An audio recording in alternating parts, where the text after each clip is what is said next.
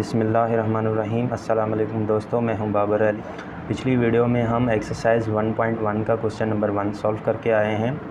उसके साथ साथ हमने कुछ बेसिक कॉन्सेप्ट भी समझे थे। जिसने भी मेरी पिछली वीडियो नहीं देखी, जाकर वो पहले उस वीडियो को देख लें। आज इस वीडियो में हम एक्सरसाइज 1.1 का क्वेश्चन नंबर 2 सॉल्व करने जा रहे हैं। तो आइए शुरू करते हैं। क्वेश्चन नंबर 2 में हमारे पास मिला हुआ है, convert the following into decimal fraction, also indicate them terminating and non terminating decimal fraction. इसमें हमें कहा जा रहा है कि आपने आइडेंटिफाई करना है कि इनमें से कौन से टर्मिनेटिंग डेसिमल हैं और कौन से नॉन टर्मिनेटिंग डेसिमल। तो चलिए स्टार्ट करते हैं। यहाँ पे हमें जो क्वेश्चन दिया हुआ है 5/8, तो इसको हम सॉल्व करते हैं। कैलकुलेटर की मदद से आप कर सकते हैं इसको। क्वेश्चन है हमारे पास 5/8। देखें हमारे पास इसका आंसर क्या आ गया, 0.625। पॉइंट के बाद देखें ये जो डेसिमल में हमारा आंसर आया है, देखिए ये एंड हो गया, आगे कंटिन्यू नहीं हो रहा। पिछली वीडियो में मैंने आपको सिखाया है कि अगर ये यहाँ पे आंसर कुछ डिजिट के बाद एंड हो जाता है तो वो क्या होता है, हमारा टर्मिनेटिंग डेसिमल होता है। अगर ये एंड नहीं होता, आगे कंटिन्यू होता आंसर, तो इसको हम क्या कहते हैं, नॉन टर्मिनेटिंग। इसका कॉन्सेप्ट मैं आपको पिछली वीडियो में सिखा के आया हूँ। तो ये देखिए आइडेंटिफाई हो गया, आंसर्स को देखते हुए पता चल रहा है कि ये टर्मिनेटिंग डेसिमल है। इसी तरीके से क्वेश्चन नंबर 2 है यहाँ पे 4/18। इसको भी आप कैलकुलेटर की मदद से कर सकते हैं।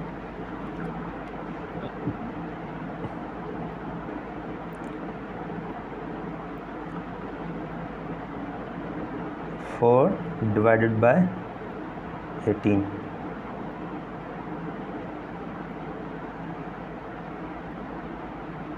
देखें हमारे पास आंसर क्या आ रहा है, 0.222। देखें ये क्या है, आंसर हमारा कंटिन्यू है, एंड नहीं हो रहा। जब ये आंसर एंड नहीं होगा तो हम इसे क्या कहते हैं, नॉन टर्मिनेटिंग डेसिमल। चलिए आगे क्वेश्चन को सॉल्व करते हैं। यहाँ पे क्वेश्चन नंबर 3 हमें दिया हुआ है 1/15। इसको भी आप कैलकुलेटर से इसी तरीके से करेंगे तो आपके पास आंसर आएगा 0.066। देखें ये आंसर कंटिन्यू है, इसकी कोई एंडिंग नहीं है, तो ये क्या हो जाएगा, हमारा आंसर क्या आएगा, नॉन टर्मिनेटिंग डेसिमल। पिछले एक और भी कॉन्सेप्ट आपको मैंने समझाया था कि नॉन टर्मिनेटिंग की 2 टाइप्स होती हैं। कौन कौन सी, एक non terminating recurring decimal and दूसरी कौन सी है, non terminating non recurring number. ये आप कॉन्सेप्ट समझ के आए हैं कि पॉइंट के बाद जो डिजिट आते हैं, अगर सेम एक डिजिट रिपीट होगा तो वो क्या होगा, रिकरिंग डेसिमल होगा। एक तो नॉन टर्मिनेटिंग और रिकरिंग डेसिमल होगा। अगर किसी डिजिट के पेयर बन रहे हैं, 2 डिजिट बार बार रिपीट हो रहे हैं, तब भी क्या होगा, वो नॉन टर्मिनेटिंग रिकरिंग नंबर होगा। अगर पॉइंट के बाद डिजिट डिफरेंट आएंगे तो वो क्या होगा, हमारा non terminating non recurring number होगा। ये भी आपको कॉन्सेप्ट पीछे समझ के आए हैं। तो चलिए नेक्स्ट क्वेश्चन को सॉल्व करते हैं। यहाँ पे आ जाएं तो यहाँ पे क्वेश्चन नंबर 4 में हमारे पास मिला हुआ है 49/8। तो इसको आप कैलकुलेटर की मदद से करेंगे तो आपका आंसर आएगा 6.125। देखें ये एंड हो गया, ये आगे नहीं बढ़ रहा, तो इसका क्या मतलब हुआ कि ये क्या है, टर्मिनेटिंग डेसिमल है। पॉइंट के बाद कुछ डिजिट के बाद ये आंसर एंड हो गया, तो इसका क्या मतलब हुआ कि ये टर्मिनेटिंग डेसिमल है। इसके बाद आ जाते हैं क्वेश्चन नंबर 5 पे। देखें यहाँ पे दिया हुआ है हमारा 207/15। जब इसको हम सॉल्व करते हैं तो हमारे पास आंसर आता है 13.8। क्या आंसर आता है, 13.8। देखें पॉइंट के बाद कोई आगे डिजिट रिपीट नहीं हो रहा है या कंटिन्यू नहीं है, आंसर यहाँ पे एंड हो गया। जब एंड हो जाता है तो हम इसे क्या कहते हैं, टर्मिनेटिंग डेसिमल। इसका आंसर क्या होगा, टर्मिनेटिंग डेसिमल। उसके बाद जो पार्ट 6 है हमारे पास, उसमें क्या मिला हुआ है 50/76। जब इसको आप कैलकुलेटर की मदद से करेंगे तो इसका आंसर आएगा 0.657। देखें इसका आंसर जो है कंटिन्यू है, इसकी कोई एंडिंग नहीं आ रही, तो इसका मतलब क्या हुआ, ये नॉन टर्मिनेटिंग डेसिमल है। मुझे उम्मीद है कि आपको ये सवाल समझ में आए होंगे। चलिए चलते हैं नेक्स्ट क्वेश्चन की तरफ। दोस्तों क्वेश्चन नंबर 3 सॉल्व करने से पहले थोड़े से बेसिक कॉन्सेप्ट हैं वो आपको समझना लाजमी है। आप पिछली क्लासेस में फ्रैक्शन पढ़ के आए होंगे, अगर किसी ने नहीं पढ़ा तो मैं थोड़ा सा इसका रिवीजन करवा देता हूँ, क्योंकि इसको समझना लाजमी है क्वेश्चन नंबर 3 को सॉल्व करने के लिए। देखें, फ्रैक्शंस हमारा जो होता है 1/2 की फॉर्म में लिखा होता है कि एक डिजिट हमारा ऊपर लिखा होगा और उसको लाइन के साथ सेपरेट करके और दूसरा डिजिट नीचे लिखते हैं, तो ये क्या हो जाएगा, हमारा फ्रैक्शन हो जाएगा। ये जो ऊपर वाला पार्ट होता है इसे हम कहते हैं नोमिनेटर और नीचे वाले को हम कहते हैं डिनोमिनेटर। अगर आपको ये याद करने में मुश्किल हो रहा है तो आप ऊपर वाले को n कह सकते हैं और नीचे वाले को d कह सकते हैं। ऐसे आप इसको याद कर लें कि ऊपर वाला n होता है, नीचे वाला d होता है, और d का मतलब होता है डाउन। इस हिसाब से भी आप इसको याद रख सकते हैं। तो फ्रैक्शन हमारा किस फॉर्म में लिखा होता है, 1/2 की फॉर्म में, मतलब एक डिजिट ऊपर, बीच में एक लाइन, दूसरा डिजिट नीचे, तो ये हमारा क्या होगा, फ्रैक्शन होगा। ऊपर वाले को हम बोलते हैं न्यूमिनेटर और नीचे वाले को बोलते हैं डिनोमिनेटर। तो आ जाइए, अब हमें समझ आ गया कि फ्रैक्शन ये इस तरह से लिखा होता है, ऊपर वाले को हम n, नीचे वाले को d बोलते हैं। तो आ जाते हैं फ्रैक्शन की टाइप्स की तरफ। फ्रैक्शन की जो टाइप्स हैं वो बेसिकली 3 टाइप्स होती हैं। पहली जो है प्रॉपर फ्रैक्शंस, दूसरी जो है इम्प्रॉपर फ्रैक्शंस, और तीसरी जो है मिक्स फ्रैक्शन है। अब यह समझना बहुत लाजमी है कि प्रॉपर फ्रैक्शन क्या होता है। देखिए दोस्तों, ऊपर हम पढ़ के आए हैं कि ये ऊपर वाला क्या है, n, और नीचे वाला जो होता है वो d है। तो यहाँ पे देख लें, यहाँ पे कॉन्सेप्ट क्या है प्रॉपर फ्रैक्शन का, कि जो इसका n होता है ये ऊपर वाला, ये छोटा होता है नीचे वाले d से। देखें यहाँ पे 2 जो है छोटा है 3 से। जब ऊपर वाला n छोटा होगा नीचे वाले डिजिट से तो ये क्या हो जाएगा, प्रॉपर फ्रैक्शन हो जाएगा। ये एग्जांपल एक लिखी हुई है मैंने साथ साथ। यहाँ आ जाएं, दूसरी एग्जांपल में आ जाते हैं। देखें, ऊपर क्या है 5 और नीचे क्या है 7, तो इसका मतलब क्या हुआ, ये प्रॉपर फ्रैक्शन है। मतलब n छोटा है हमारा, d बड़ा है, तो इसे हम क्या कहेंगे, प्रॉपर फ्रैक्शन। इसी तरीके से आगे आ जाएं, दूसरी एग्जांपल है, यहाँ ऊपर 6 है, नीचे 8 है। 6 हमारा छोटा है 8 से, तो इसका मतलब क्या हुआ, ये प्रॉपर फ्रैक्शन है। मतलब n हमारा छोटा हुआ और d हमारा बड़ा है। लेकिन मैंने आपको बताया कि आप अगर ये पूरा याद नहीं कर पा रहे हैं नोमिनेटर और डिनोमिनेटर, तो आप इसको शॉर्ट में n, ऊपर वाले को n और नीचे वाले को d कह सकते हैं। इसलिए यहाँ मैं n और d यूज़ कर रहा हूँ।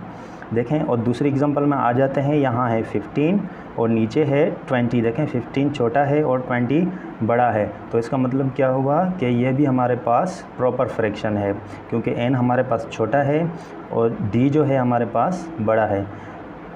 मुझे उम्मीद है कि आप लोगों को प्रॉपर फ्रैक्शन समझ आ गया होगा। अब नीचे आ जाते हैं इम्प्रॉपर फ्रैक्शन की तरफ। देखें, इम्प्रॉपर फ्रैक्शन इसका उलट है।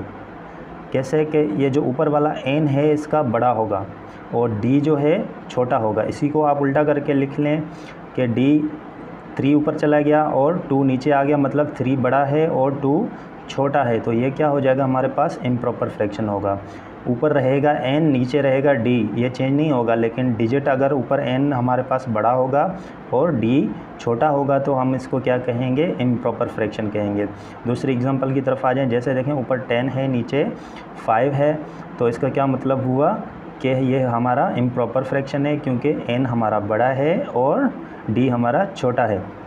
इसी तरीके से दूसरी एग्जांपल देख लेते हैं, 3/5। देखें, ऊपर वाला 3 जो है बड़ा है और नीचे वाला 1 छोटा है, तो ये हमारा क्या हुआ, इम्प्रॉपर फ्रैक्शन, क्योंकि n जो है बड़ा है, d छोटा है। इसी तरीके से दूसरी एग्जांपल देख लेते हैं। अब इसमें और भी एक कॉन्सेप्ट है कि अगर n और d दोनों इक्वल होंगे तब भी ये क्या होगा, इम्प्रॉपर फ्रैक्शन होगा। ऊपर भी 2 है, देखें, नीचे भी 2 है, इक्वल अगर वैल्यू होगी तब भी ये हमारा इम्प्रॉपर फ्रैक्शन होगा।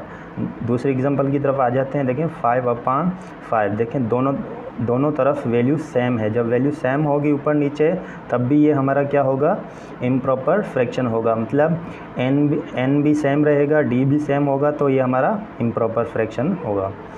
मुझे उम्मीद है आपको इम्प्रॉपर फ्रैक्शन समझ आया होगा। अब नीचे आ जाते हैं तीसरी टाइप की तरफ, ये है मिक्स फ्रैक्शन। अब मिक्स फ्रैक्शन क्या होता है, पिछली वीडियो में हम पढ़ के आए हैं होल नंबर। होल नंबर आपको पता होता है कि क्या होते हैं, हमारे होल नंबर जो होते हैं 0 से स्टार्ट होते हैं, 1 2 3 इसी तरीके से कंटिन्यू, एंड नहीं है इनकी कोई।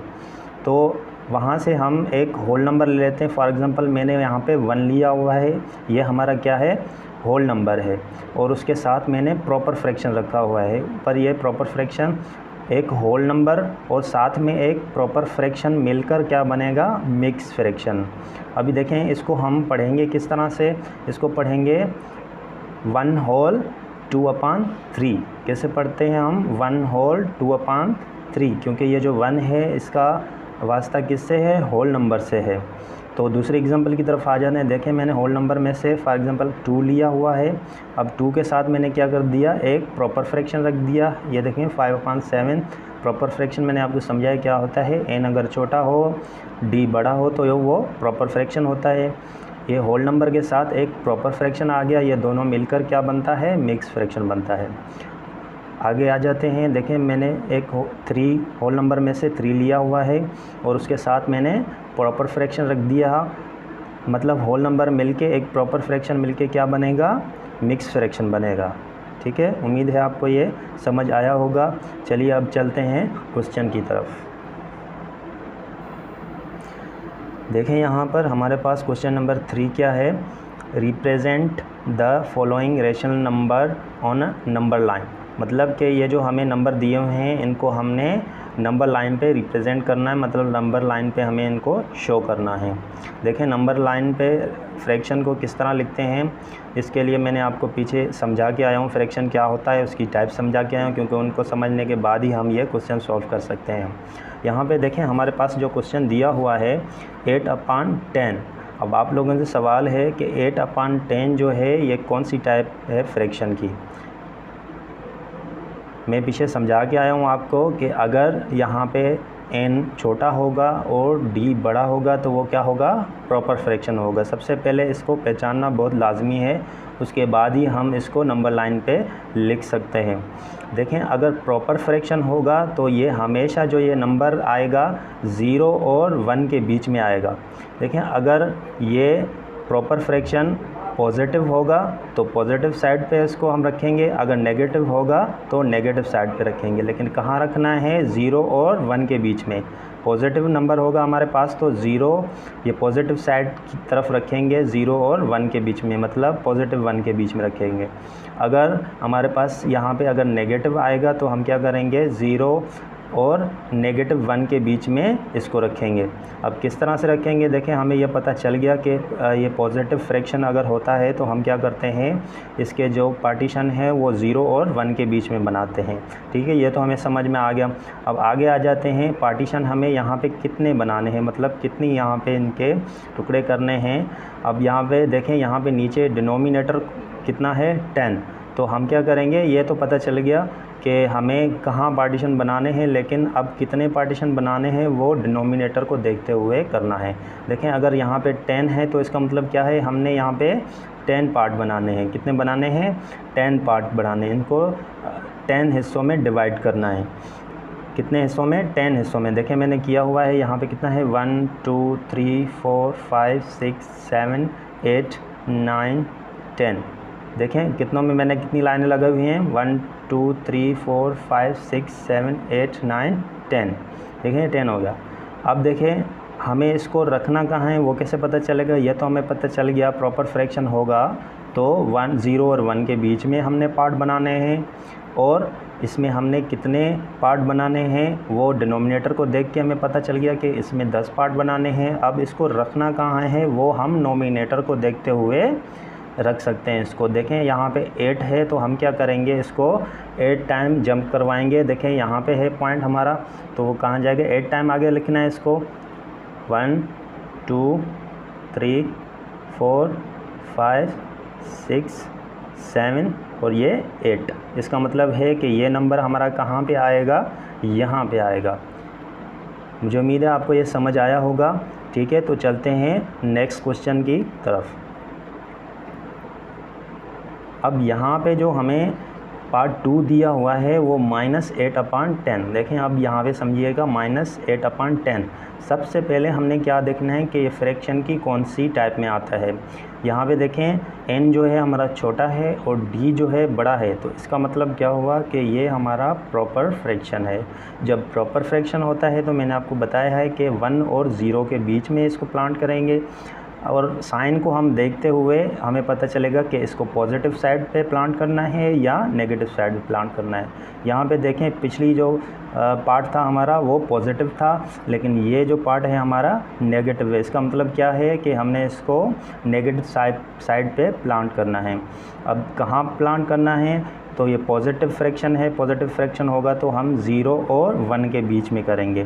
मैंने आपको समझाया है कि ये तो हमें पता चल गया कि 0 और 1 के बीच में प्लांट करेंगे, लेकिन इसके कितने पार्ट बनाने हैं वो हम डिनोमिनेटर को देखते हुए बनाते हैं। यहाँ पे कितने हैं 10, तो इसका मतलब क्या है इसमें 10 पार्ट बनाने हैं। देखें मैंने बनाया हुआ है 1 2 3 4 5 6 7 8 9 10। देखिए मैंने 10 पार्ट बनाए हुए हैं। अब इसको प्लांट कहाँ करना है, पीछे भी मैं आपको समझा के आया हूँ कि हम नोमिनेटर को देखते हुए हमें पता चलेगा कि इसको कहाँ प्लांट करना है। तो नोमिनेटर हमारा क्या है 8 है, तो इसका मतलब है 8 टाइम हमने जंप करना है।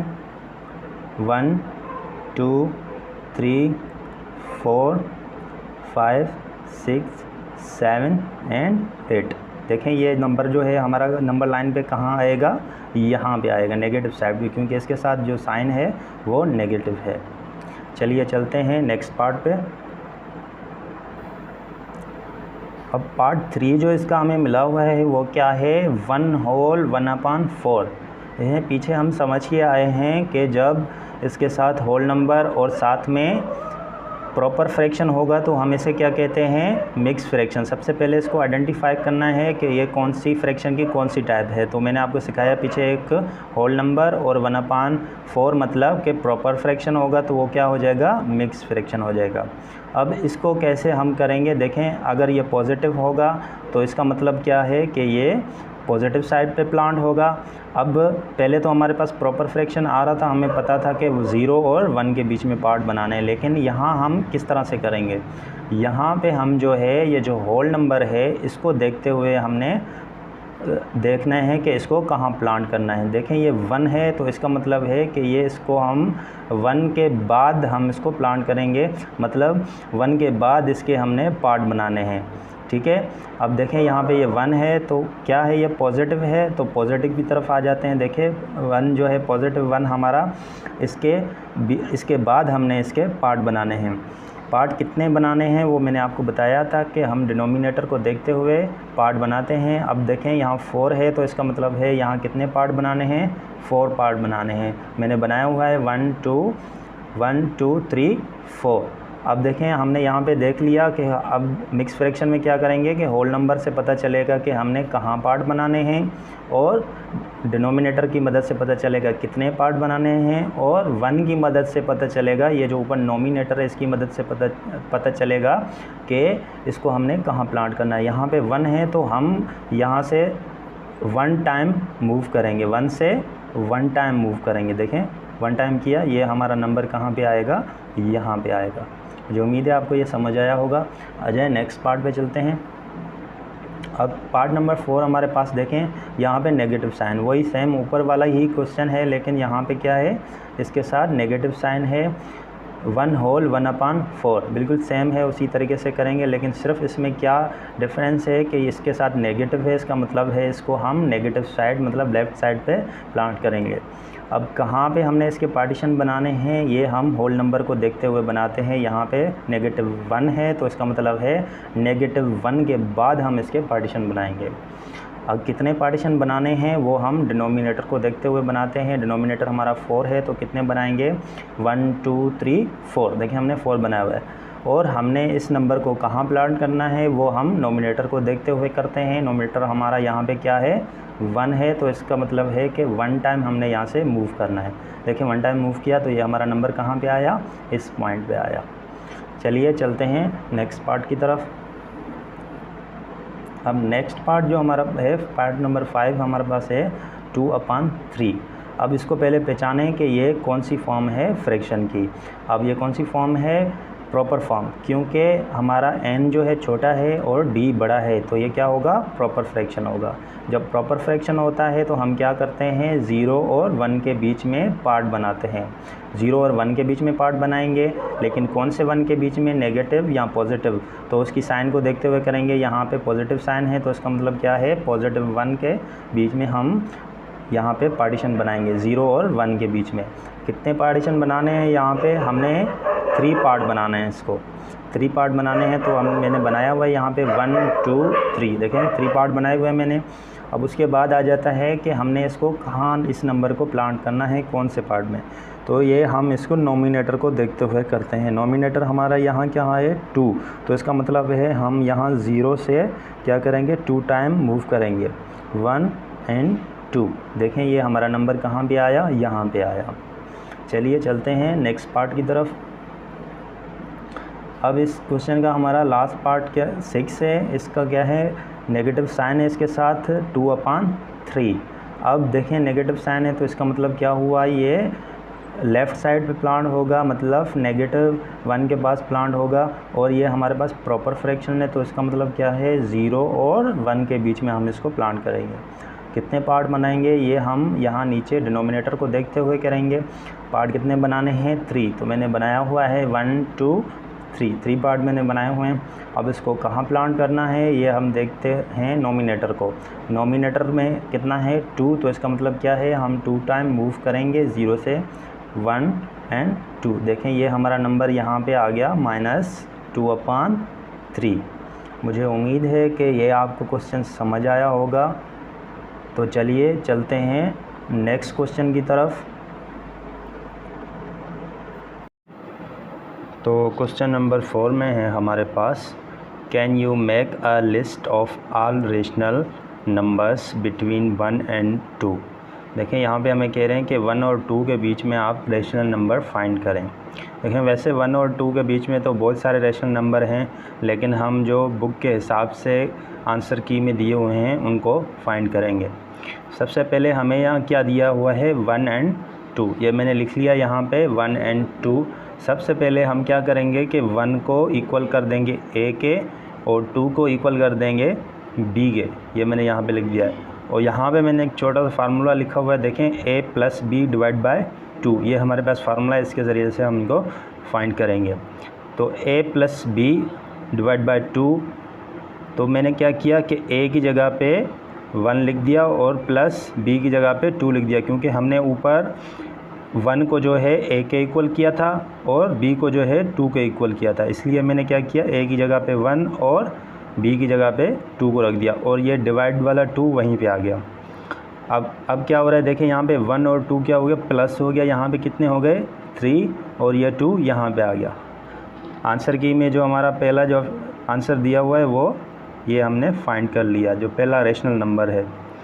अब दूसरे की तरफ आ जाएंगे, दूसरे को कैसे फाइंड करेंगे, यहाँ पे आ जाएं, यहाँ बिल्कुल सेम ही रहेगा 1/2, ये a/2 ही रहेगा, लेकिन ये प्लस के बाद जो हमारा b है उसके उस जगह पे हमने ये जो हमारे पास आंसर आएगा उसको रख देना है। जो भी हमारे पास आंसर आएगा सिर्फ b की जगह पे वो आ जाएगा, बाकी ये सेम a रहेगा, और a की जगह a के इक्वल हमने 1 को किया था उसकी जगह पे हम ये 1 लिख देंगे, और डिवाइड में जो 2 है वही रहेगा, लेकिन सिर्फ जो है ये प्लस के बाद जो ये b है उसकी जगह पे जो हमने ये आंसर निकाला है ये उसके साथ प्लस कर देंगे। तो आइए करते हैं। देखें यहाँ पे जब हम इसको प्लस कर रहे हैं तो ये क्या बन रहा है, एक फ्रैक्शन है और ये एक होल नंबर है। अब देखें ये इनको कैसे प्लस करेंगे, मुझे उम्मीद है आप लोगों को फ्रैक्शन आता होगा, लेकिन मैं ये एक आपको करवा के दिखाता हूँ कि कैसे करते हैं इसको। देखें यहाँ पे 1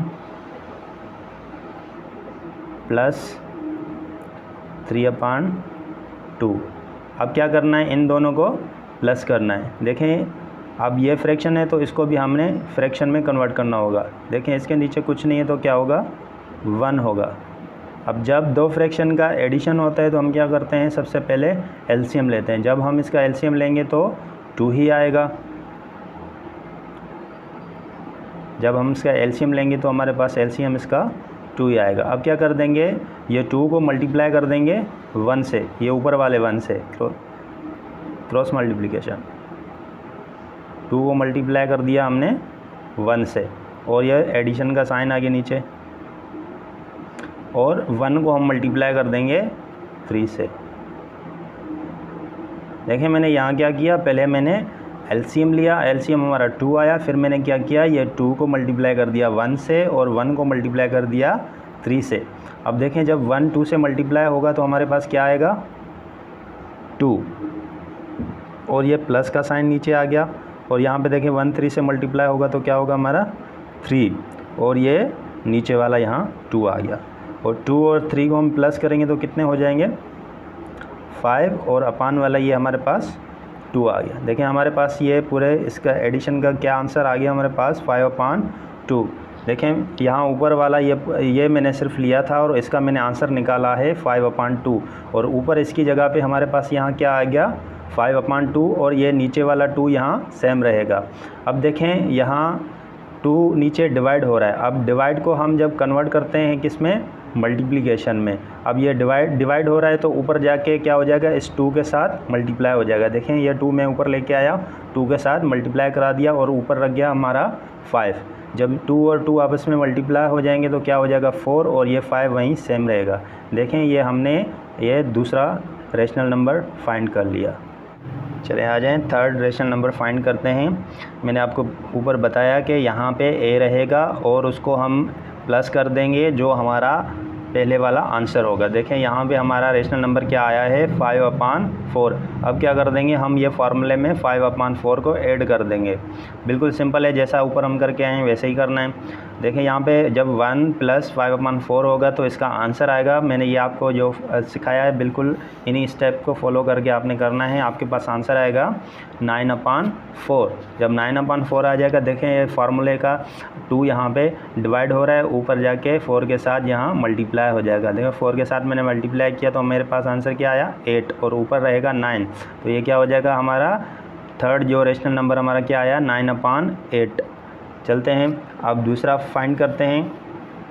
देखें फोर्थ में थोड़ी सी चेंजिंग है। यहाँ पे हमने क्या करना है, ऊपर वाले में हमने क्या किया है, ए को लेते आए हुए हैं। देखें ए की वैल्यू हम लेते हैं, लेकिन इसमें क्या करेंगे बी की वैल्यू लेंगे और प्लस कर देंगे उसके साथ जो फर्स्ट हमारे पास आंसर आया था, फर्स्ट रेशनल नंबर आया था।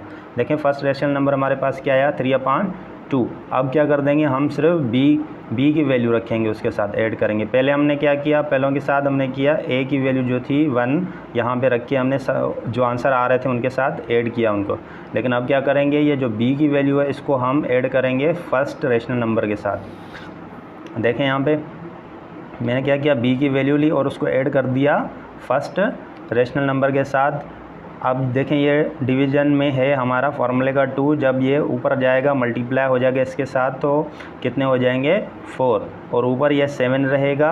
यहाँ पे हमारा जो फोर्थ रेशनल नंबर आया है वो क्या है 7/4।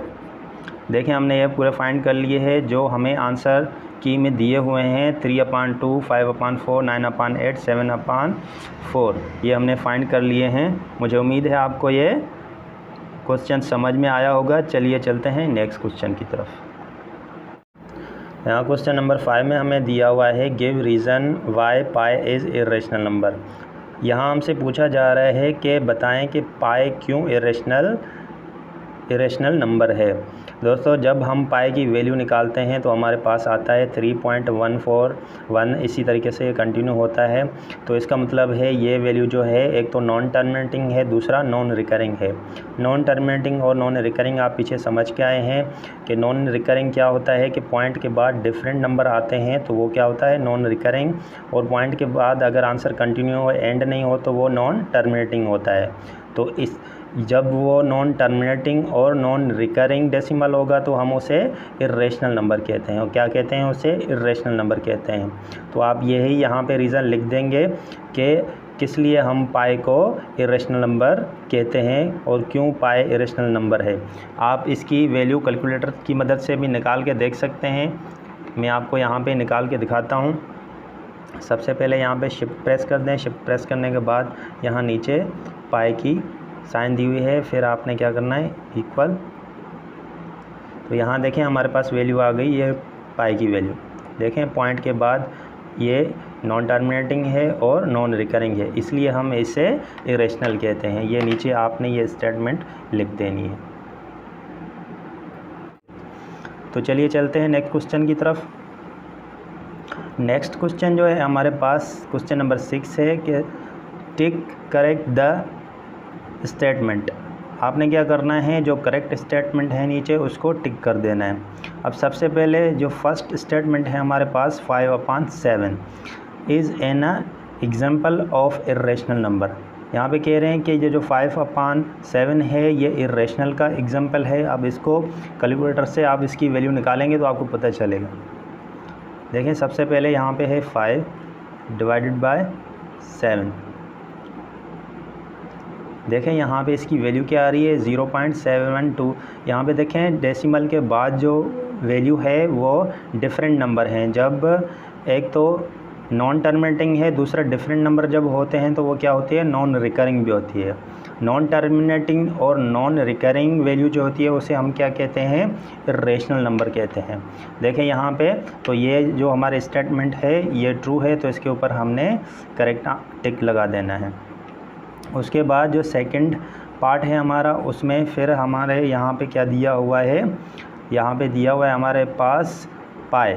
यहाँ पाई इज़ एन इर्रेशनल नंबर। देखें ऊपर भी हम करके आए हैं कि पाई क्या है, इर्रेशनल नंबर है, तो ये भी स्टेटमेंट हमारा क्या हुआ, करेक्ट हुआ।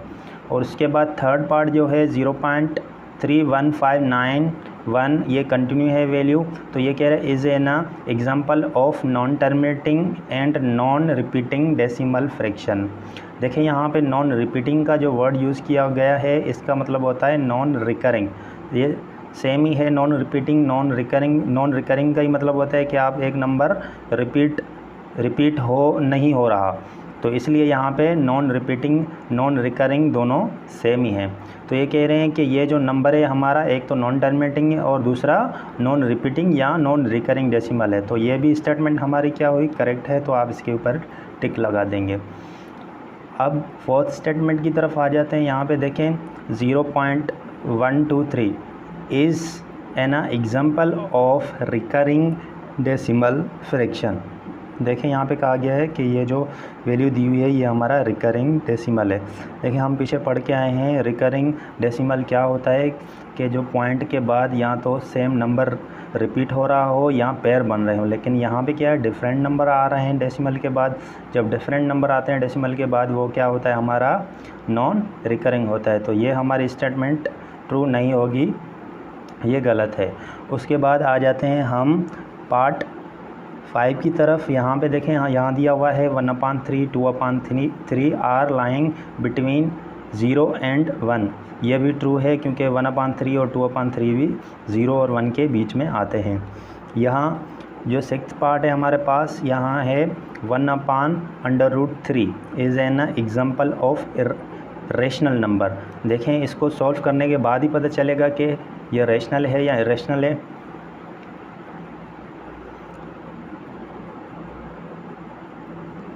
सबसे पहले हम वैल्यू लिख देंगे 1 / √3। देखें हमारे पास वैल्यू क्या आ रही है 0.5। देखें डेसिमल के बाद क्या है, एक तो नॉन टर्मिनेटिंग है, ये कंटिन्यू है वैल्यू, और दूसरा हमारे पास देखें कोई नंबर रिपीट नहीं हो रहा या पेयर नहीं बन रहे। जब डिफरेंट नंबर होते हैं तो ये क्या होता है, नॉन रिकरिंग भी होता है।